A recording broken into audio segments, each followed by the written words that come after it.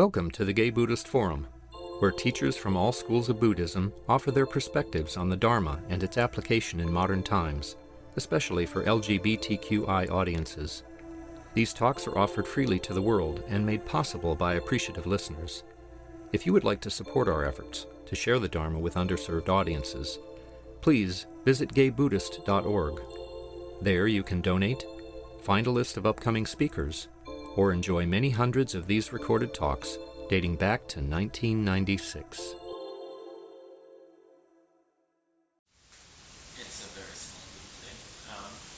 So first we'll go around and say our names to remind each other. I'm Bob. Rob. Kay. Carl. Snake. Paul. George. Joe. Steve. Peter. Bill. Will. And Roger. And the two people that just came in. Lisa. Okay, Roger Corless is Professor of Religion Emeritus at Duke University. He lives in the Bay Area, writes for the GBF newsletter under the name of Dharma Daddy. He's the author of several books, including the widely praised Vision of Buddhism, Spaced Under the Tree, and leads a study group on the second Wednesday of the month. Thank you. I almost didn't come today. I've had this congestion that's been going around. Whenever you have congestion, people say, oh yes, well there's a lot of it going around. Well, of course, otherwise I wouldn't get it. And it seems to develop into the sinuses, and those of you who had sinusitis know that in the morning you just don't do anything in the morning when you've got sinusitis. So I'm going to try to see the doctor tomorrow, get some white man's magic. But I knew it was no good calling up because voicemail would not be answered for a couple of weeks. Anyhow, here I am, and my topic this morning is to be the joy of the Dharma. This was a topic I chose before I felt like this, so it's good to try to speak of it. I chose this because so often Buddhism is represented in East and West as being something miserable. It's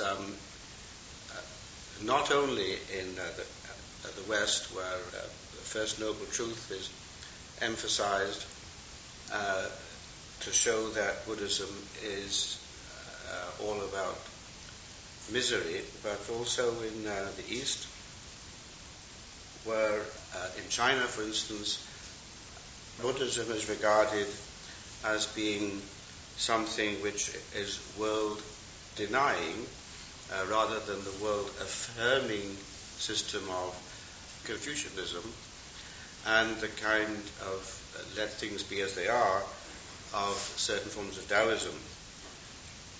So this would mean that it really would be rather odd that anyone would want to practice Buddhism unless they were particularly into misery. Well, I really want to be miserable all the time, so I'm not sufficiently miserable, so I think I'll practice Buddhism and be even more miserable. There probably are some people who would like to do that, but I don't approach it that way. The misery is very important to notice, but it's taught as the problem, not as the answer. And it is important to look into that, and I'll try and help us do that this morning. But not to stop on that. I think the same thing happens in some versions of the Christian tradition. Now there's a lot of talk about the movie by Mel Gibson, Passion of the Christ, which I finally went to see because everyone was asking me what you think of it, and I was saying, well, I don't think of it, I have not seen it, and I don't need to see the movie, I read the book. finally I saw it, and it was hugely uncontroversial. It's in the Passion Play tradition, and if you know what the Passion Play tradition is, that's what it is. Now, why he'd want to do a Passion Play and why the Passion Play has become so popular in the West is another question. But I think the movie itself is an example of a certain genre, and in that genre it's rather ordinary. But it does emphasize the suffering, and you would miss, I think, the message that it's supposed to go beyond that into the resurrection. There's a bit of a kind of resurrection with a rather titillating glimpse of the sacred arse, but it doesn't seem to emphasize that. So I think in Buddhism too, we have to say the message of the Buddha, as I've said in my book, is the message of joy. And that's where we're trying to go. And if we are, in a sense, I would say, if we are not joyful, to the extent that we are not joyful, is the extent to which we have not been able to get the advantages from the Dharma. And this morning I feel that I have quite a way to go. Whenever we are sick, it sometimes seems that that's going to be the way it'll be forever. And our view of the world is very often colored by our health or sickness. And when we are younger, if we're healthy, normally we would tend to think the world is wonderful and full of possibilities. And when we are old, when we tend to get a little bit more sick, even just to be old, things don't seem to work as well. Arthritis and other things happen. And we think, well, the world perhaps is it's a miserable place. I believe that Freud said it's not possible to fall in love if you have a toothache. And it's reported that a disciple of Dr. Carl Jung enthused one time to him, "Oh," she said, "Dr. Jung, isn't life wonderful?" And he said, "I know exactly what you mean, my dear, but 3 days of a head cold entirely changes my opinion." So what we note immediately there, I think, is that our view of the world is conditioned. What it's conditioned by is not exactly it isn't really conditioned by the sickness, but that is a part of it. But that our view of reality is not fixed. It's something changing, and it is somehow influenced by causes and conditions. The precise way that things are influenced by causes and conditions is said to be known only by the Buddhas, that is to say, by us when we become completely enlightened. Up until that time, we just get a few guesses as to this is probably more likely than that. So first of all, I think we do have to come back to the misery and the suffering and look at what it means, what the Dharma really is trying to tell us when it says life is dukkha. Immediately I go into Pali or Sanskrit, they're almost the same. The Pali is dukkha, Sanskrit is dukkha,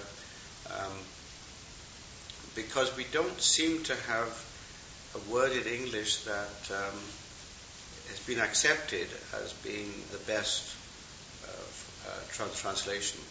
Suffering or ill, sometimes with a capital I, or pain, have been suggested. And these all indicate that there's something unsatisfactory. That not necessarily that we're in extreme pain all the time. Certain of us are, and certain of us, if we get to be reborn in the hells, it's said it's really bad, and suffering, really, really intense pain all the time.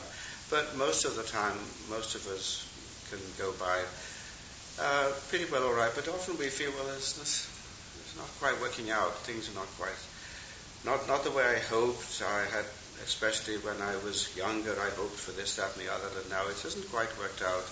It's okay, but something's up. So I would say unsatisfactoriness maybe is the broadest way to translate dukkha. One of the roots of it really seems to mean something like hardship, and this might indicate a kind of difficulty or struggle.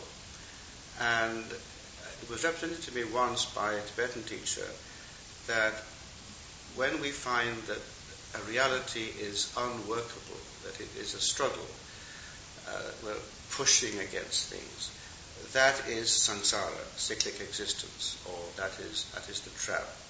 And when we find that life is workable, that everything flows the way it should be, and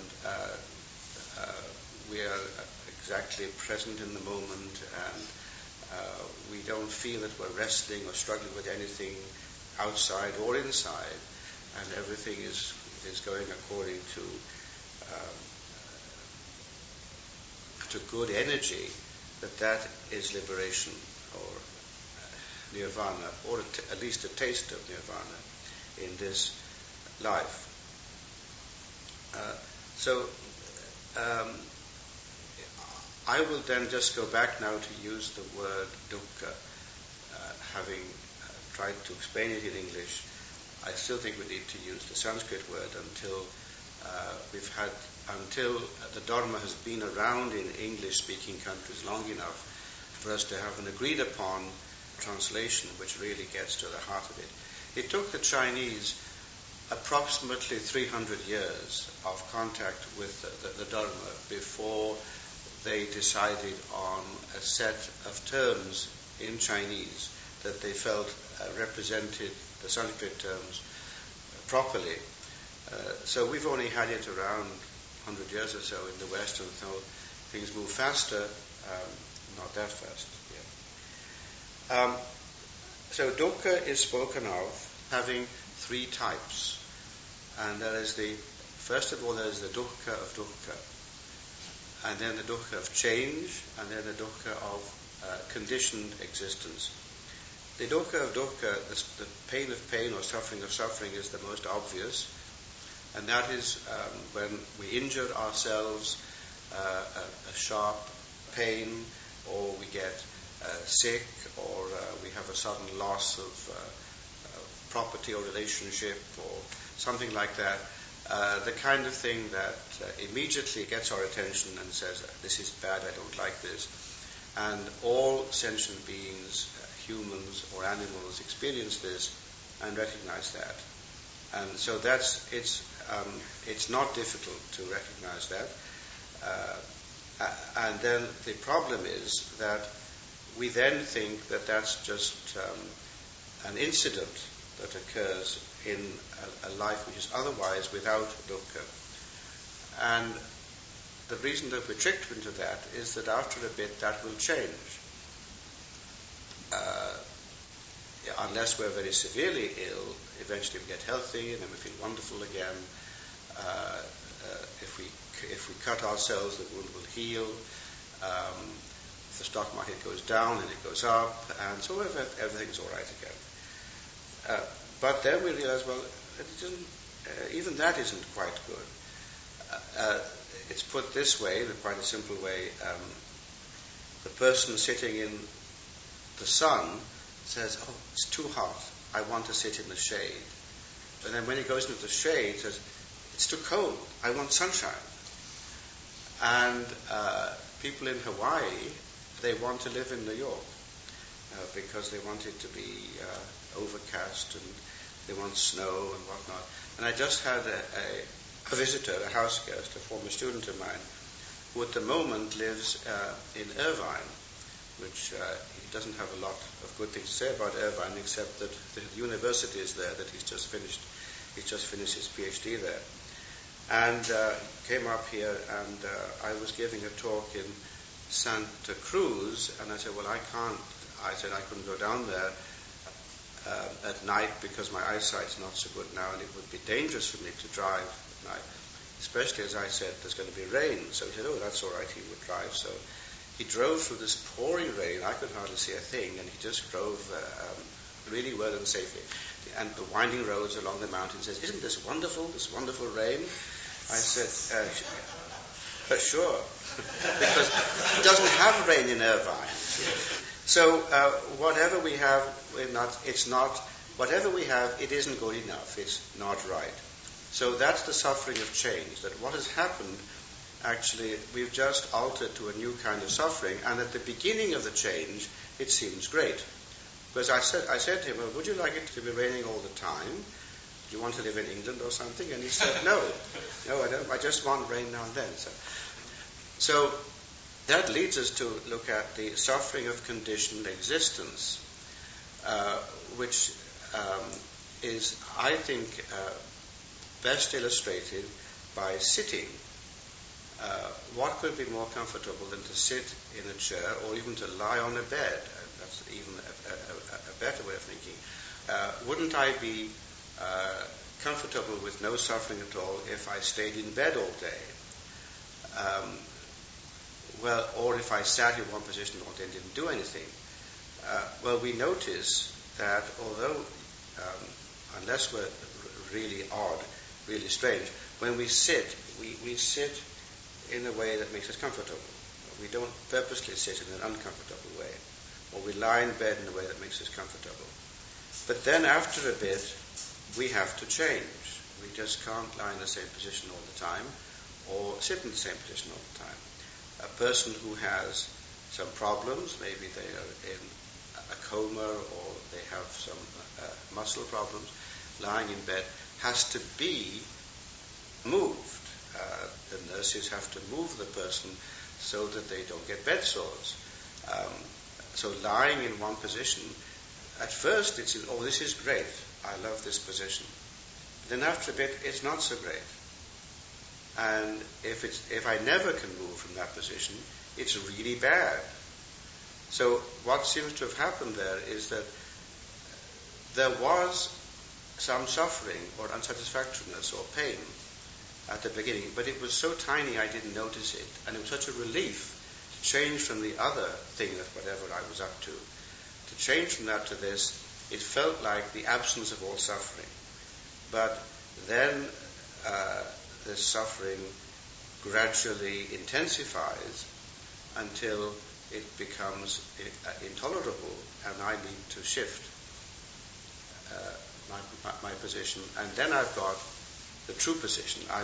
What had happened, I had the wrong position, you see, at first. Now I've got the true position, and I never have to move from this one. But lo and behold, the same thing happens again. So I find that I have no position in which I can sit or lie or stand or walk, which is the comfortable position with no suffering at all. And this is then the final insight into the realization that if I am a conditioned being living in conditioned existence, in samsara, in cyclic existence, there is suffering pervasively. There is no place, no part of it that is not suffering. There's suffering sometimes less, sometimes it's more. So that's really bad news. And I think that when most of us see Buddhism as a miserable thing, we just hear that bad news and think, oh, that's just something made up. That's just, somebody is just depressed, maybe the Buddha was a depressive or something, and he just didn't take his medicine, and he just saw things wrongly. Things are not as bad as all that. Occasionally I've met people who claim that they've never had any suffering at all. That's what they report. I personally don't believe them, but I think they haven't noticed something. But that is like if you go to a physician with a little bit of pain, a little bit of something wrong, and the physician does some tests and says, well, it's not just a little bit of pain. There's something really bad wrong here. You have a very serious ailment. Oh, well, that's not good news. And you think, well, I don't like that doctor. I'm going to a doctor who tells me I'm okay. But maybe the other doctor who tells you okay is not as competent as the first one. So after a couple of second opinions or whatever, you find that this is the case. But then the news comes that this is, although this is a very serious situation, it can be cured. And it can be cured absolutely. It's not just, well, we can make you a little bit better. We can make it so you can kind of put up with it. That'll be the way to start. But we can actually, we have a program here, a set of recommendations, and if you follow this therapy, and the Dharma in a sense is a sort of cosmic therapy, then you will never have any suffering of any sort ever again, and you will be able to help all other beings to be in the same condition. Buddhism is very ambitious. It is about the removal of all suffering forever from all beings. It doesn't just stop at a few, and it certainly doesn't stop with just humans. So when we concentrate on that, we find it's very good news, and that will be what keeps us going. Then we find that if we practice a little bit, we get some kind of relief from the suffering. And the little bit of relief we get gives us an indication that if we keep on going, it will be more. And I guess you all know the practices, but it's good to review them. I review them under three heads. Shila, Samadhi, Prajna. Once again, we don't really have English for them. Shila is everyday conduct, including ethics, but a little bit broader than that. And the foundation of it is non-harming. It doesn't necessarily mean not killing, because it's recognized that within cyclic existence, which is constant death and rebirth, it is not possible to avoid all killing. Just taking a shower causes the mass assassination of lots of microorganisms on the surface of my body. So even if we are extremely careful of not walking on insects and acting towards other humans and other beings in a kind and compassionate way, we're never going to be completely without some kind of killing. But we try to minimize the harm as much as we can do. That's why it's put as non-harming, I think, more than not to murder, which it is sometimes put not to murder. Clearly, murder is something which is contraindicated unless there's a really, really, really, really good reason, and that you'd have to really argue for that in self-defense or something. But just by acting towards even inanimate objects in a non-harming way, it's much easier to act towards inanimate objects in a non-harming way, because generally they don't get angry with us. We can get angry with them, especially to some wretched thing that I bought from IKEA or something, and I'm trying to put it together. But it's not its fault that it's that way. It's something I don't understand it, or the instructions aren't right or something. But if I can approach the closing of a door in a compassionate way, it's a help. The Christian monk Thomas Merton, who was one of the leaders, the pioneers of Buddhist Christian dialogue, met the Buddhist monk Thich Nhat Hanh before he was really famous, and was really impressed with one thing that I remember that he mentioned. Thich Nhat Hanh told him that he spent 2 years learning how to close a door. And Thomas Merton said, that's great, that's what we need to do. Be really aware and close it in a compassionate way, close it just right, not anything wrong. Now, this doesn't affect the door. There's no feeling here that the door is a kind of living being. It isn't, this isn't kind of some new age approach to doors, that they have living, they have consciousness. But if we assume that it has consciousness, it might help us. But the whole thing is, it's about me practicing how to approach something else.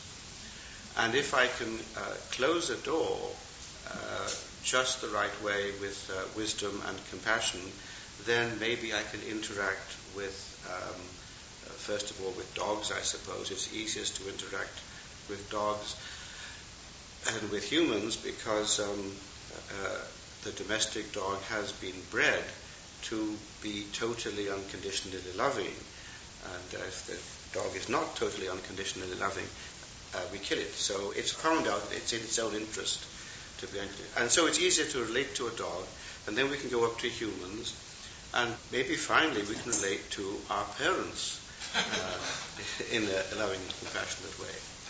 And then I think if we practice this, I find at least that there's a feeling of things aren't against me in such a way that if I'm perplexed, most recently I purchased a fax machine which had simple assembly instructions, and it took an hour or two to get it work because it was this way, and the print was too small and so forth. But when I took it slowly and said, well, I am not going to get upset with this, I'm going to do it purposely, I felt much better than if I'd said, grabbed this thing and just thrown it out and broken it or something, which would not have fixed it. It would not have done anything to it.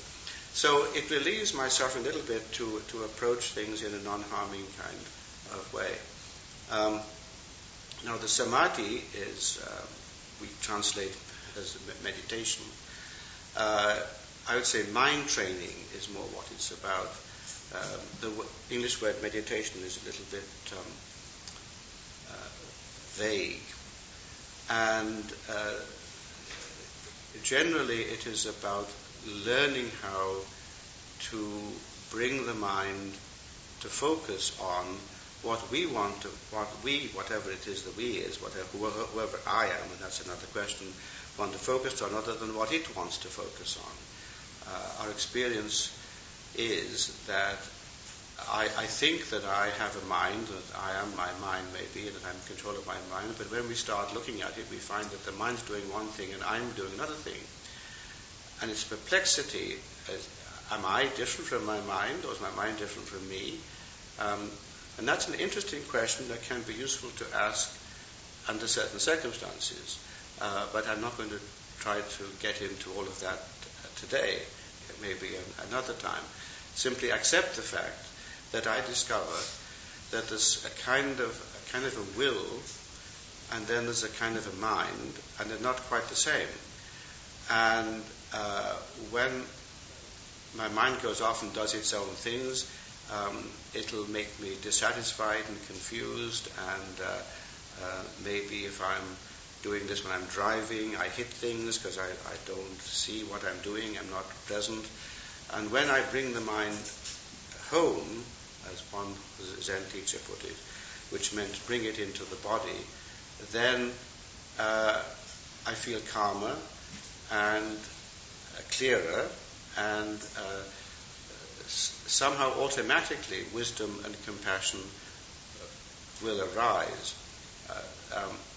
There is an ongoing discussion in Buddhism, which is quite ancient and doesn't seem to be solved, whether or not practice is the purification of the mind and the attainment of wisdom and compassion, or whether it is the learning to give permission to the already wise and compassionate mind to show itself, to come to the surface.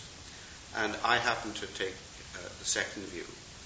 If we had another person in the room that took the other view, we could have a Dharma combat, but we don't. So I'm just going to say that's the way I approach it.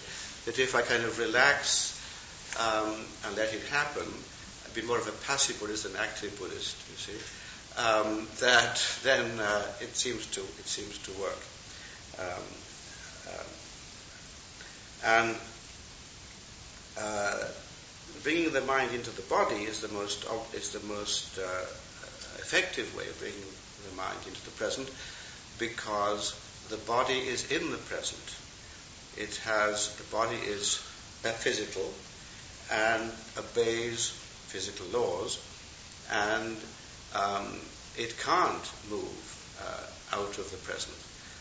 Maybe in some movies it can, but in our everyday experience, this is where the body is, but the mind could be anywhere, past, present, or future, or some fantasy. So when we bring the mind into the body, the mind comes into the present.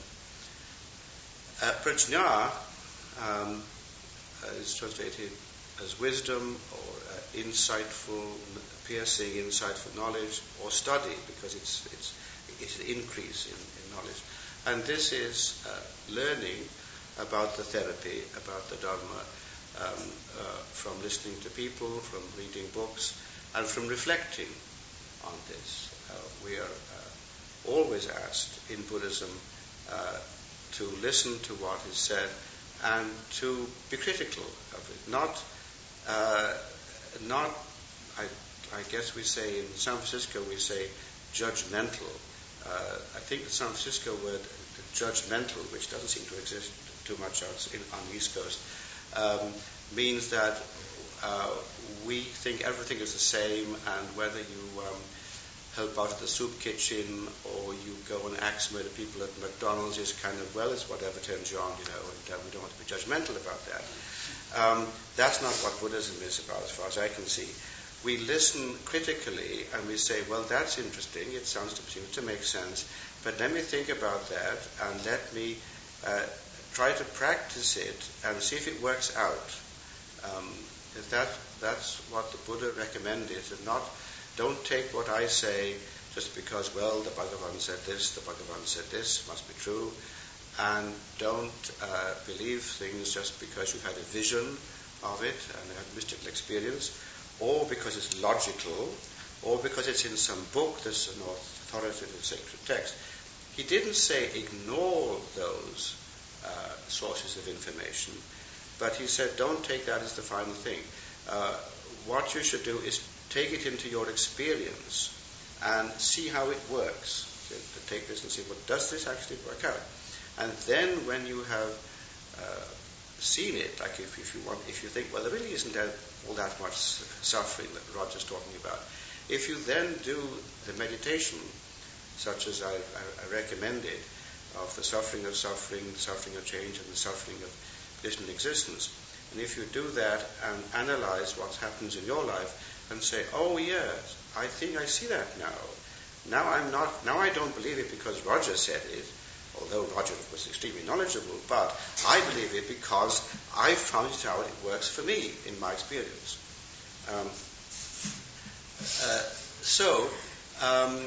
With all of these practices together, we will find that we at least start from fairly early on, fairly soon. We get some kind of peace, some kind of decrease of the chatter in our minds, and more of a feeling that the world is not entirely against me. Maybe some people are against me, I think, but not everybody now. So that's an advance on what we've had before. And then we might start to get to the point where we feed on joy or on zest.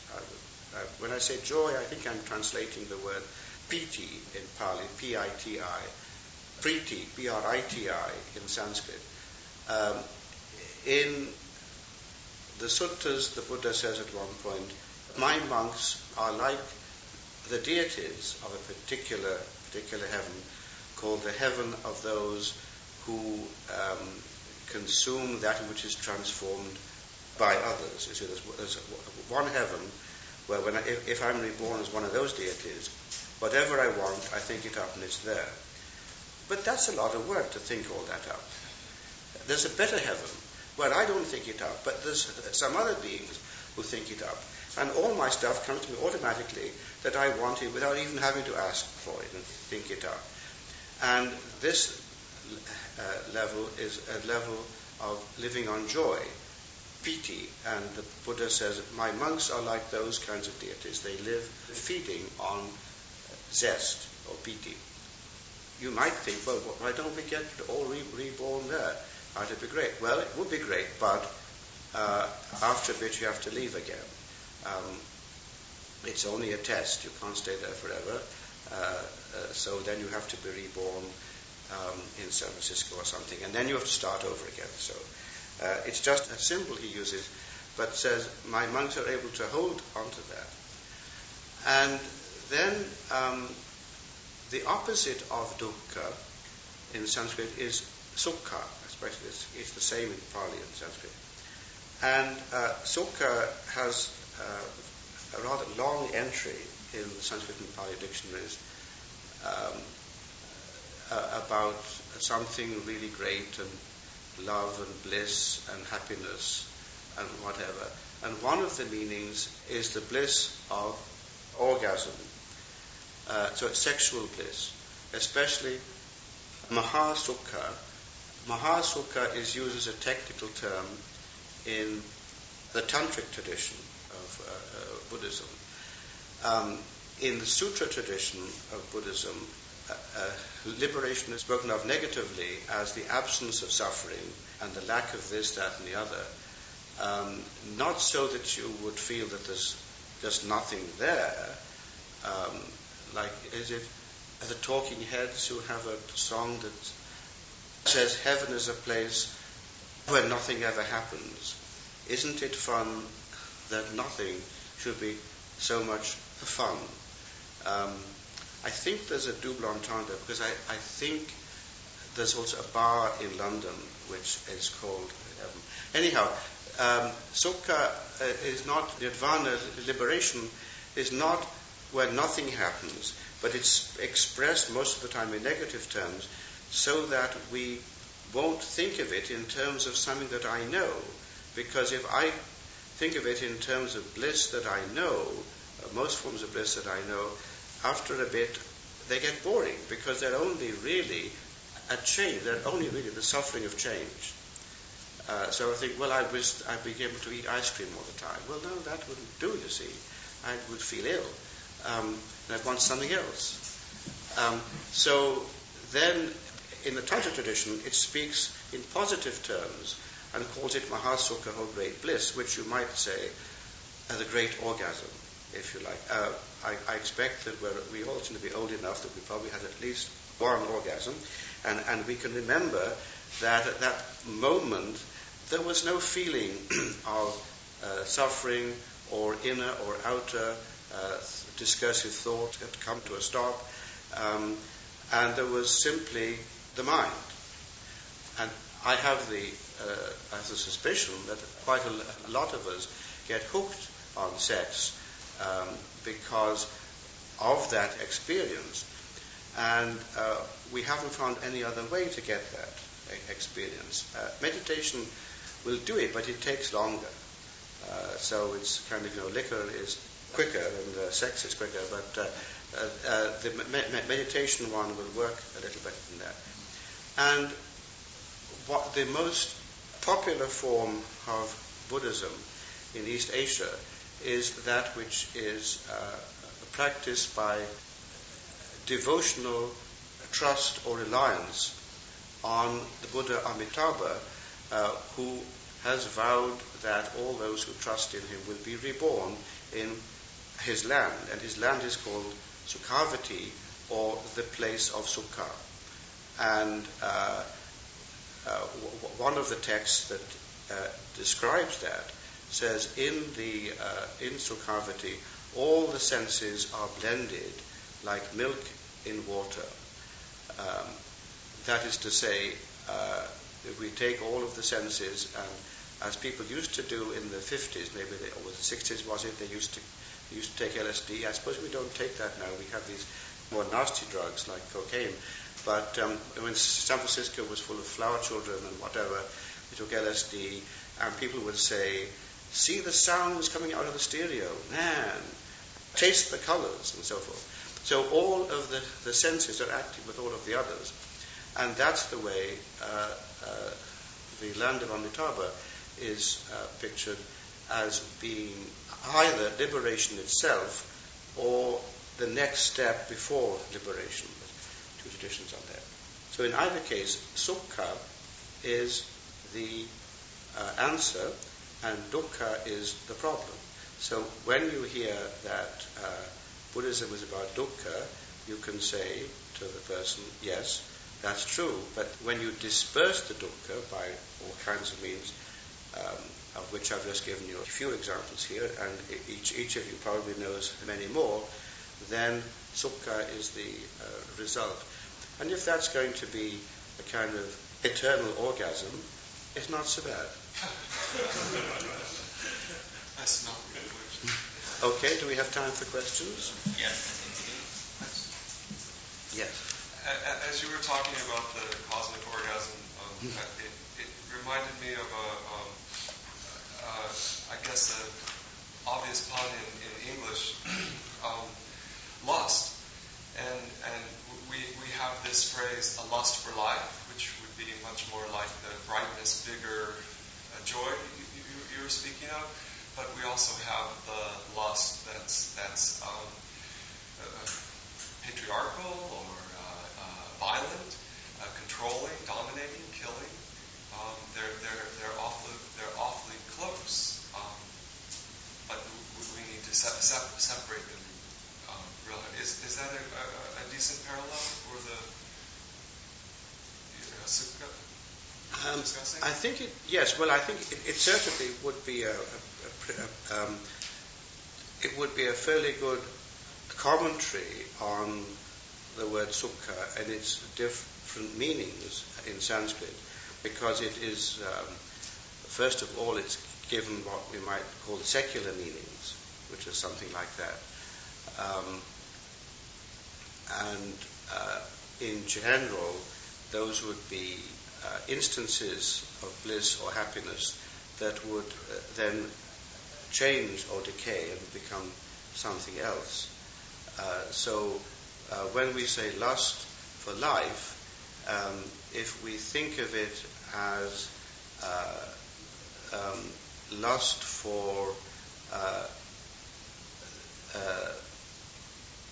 the kind of true life, we would tend to say in the Christian tradition life without end, and the Buddhist tradition would say life without death, because if there's no death, rather life without any birth, because if you're not born, you don't die. So you're out of the cycle of things. So that kind of lust for life, which I prefer to use the word zeal or zest or something, but that would be perfect good, because obviously that's going to help everybody.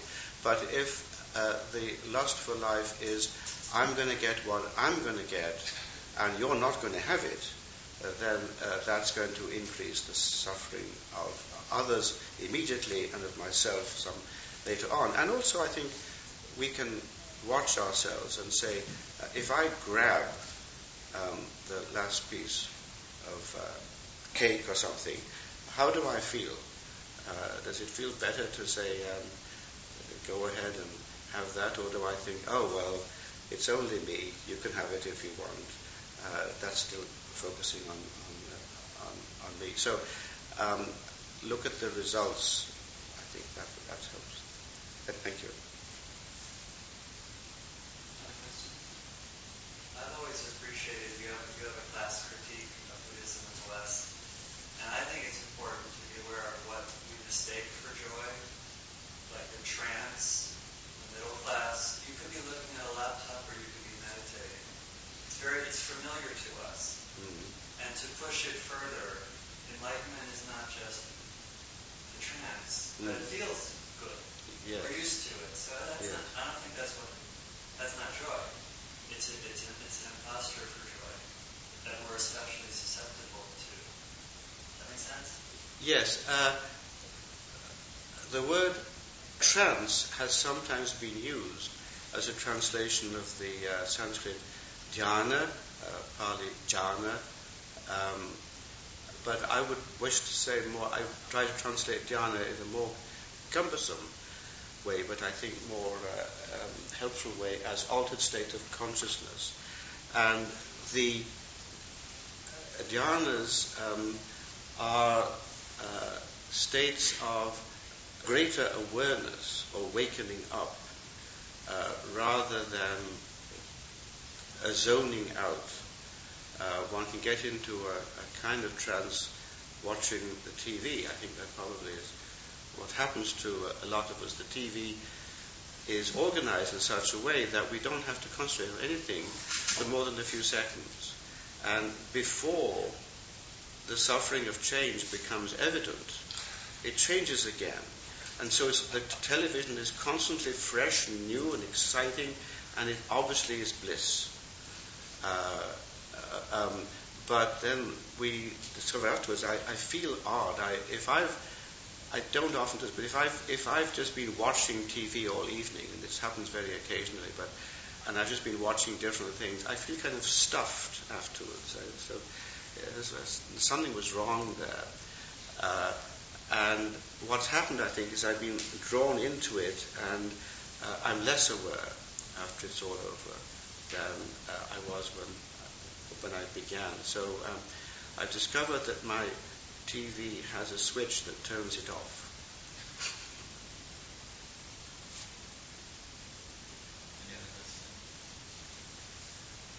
Thank you very much. Thank you. I've been asked to come back again by Clint, and the day that we, well, of course I'll be here, but to come back and talk. And the day that we picked was actually Mother's Day, I think. So I thought, well, let me speak about mothers. That's quite a thing for us, and what it means in Buddhism. So we look forward to that. So, announcements. Are there any announcements? Yes. Next Saturday, I'm going hiking in Hubbard. So, if anyone's interested in going along, come to me, ask questions. I think it's down by the peninsula, where it's and we'll all carpool. So, if you want to talk to me after.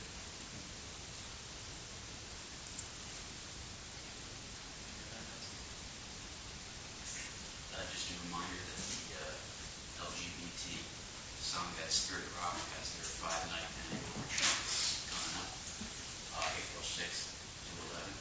It's Wednesday to Sunday. And it's quite a wonderful experience if anybody can get the time to do it. Eric Colvig and Arena Weissman are the teachers. Larry Yang is going to be assistant, and also she's lesbian. Probably 50, 60, maybe more people, men and women. So spiritrock.org is the website. Do we have a host today? No host probably means no questions. But we have each other. And there's the Dharma Bowl. Recommended donation is $5. Did I forget anything? Oh, we have to put away the cushions when we stand up. And should we stand up and hold hands? So we can do that? yes. And don't sit on the floor.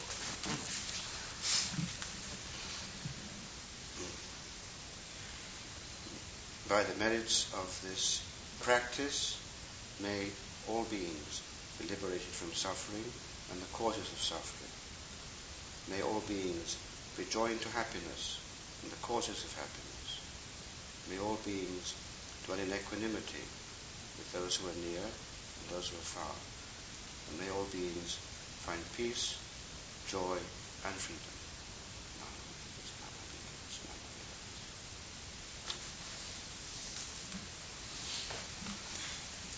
Thank you for your attention. Thank